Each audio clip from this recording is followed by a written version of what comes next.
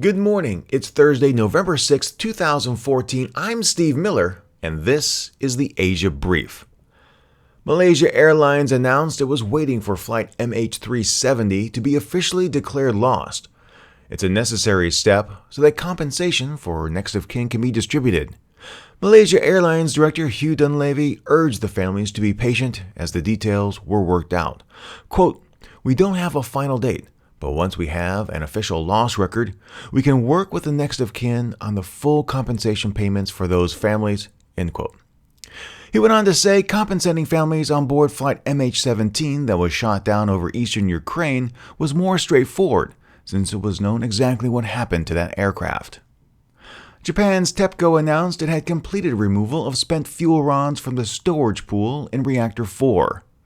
TEPCO had been removing spent fuel rods since November of 2013 and to date has reclaimed over 1,300.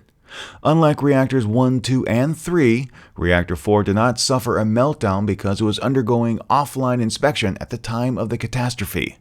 Unfortunately, radiation levels are still high in those 3 reactors, which is prohibiting active removal of the fuel there. In fact, TEPCO announced it was delaying retrieval operations in Reactor 1 until 2019.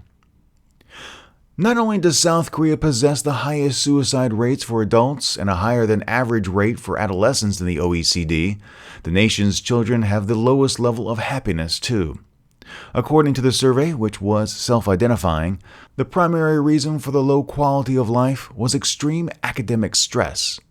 Survey results show an overall increase in stress from just 5 years ago. As life satisfaction falls, the Child Deprivation Index rises, and that index measures children's leisure activities and their nutritional intake. South Korea also ranked among the lowest nations in this area. Joon-heon, head of children's welfare policies for the Ministry of Health and Welfare, said, quote, "In 2011, the UN Commission on the Rights of the Child recommended that we correct the obsession with competition in the South Korean education system. In response to this survey, we will select the imbalance of academic work and leisure activity as an important item on our agenda." End quote. South Korean President Park Geun-hye has said educational reform is important to the nation's success, but implemented programs thus far haven't yielded any tangible results. And finally, American Kenneth Bae has now completed 2 of his 15 years in a North Korean labor camp, punishment for what the DPRK said were hostile acts against the state. "It's an anniversary our family did not want to have to celebrate. While Kenneth remains a prisoner in North Korea, our lives are also held captive.